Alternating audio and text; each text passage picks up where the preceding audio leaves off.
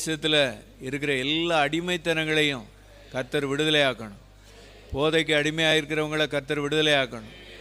இன்னும் பற்பல சிற்றின்மங்களுக்கு அடிமையாக இருக்கிறவங்கள கர்த்தர் விடுதலையாக்கணும். படிக்கிற பள்ளிக்கூடத்தில் கூட நிறைய பேர் பல சூழ்நிலைகளில் அடிமைப்பட்டு இருக்கிறத பார்க்குறோம்.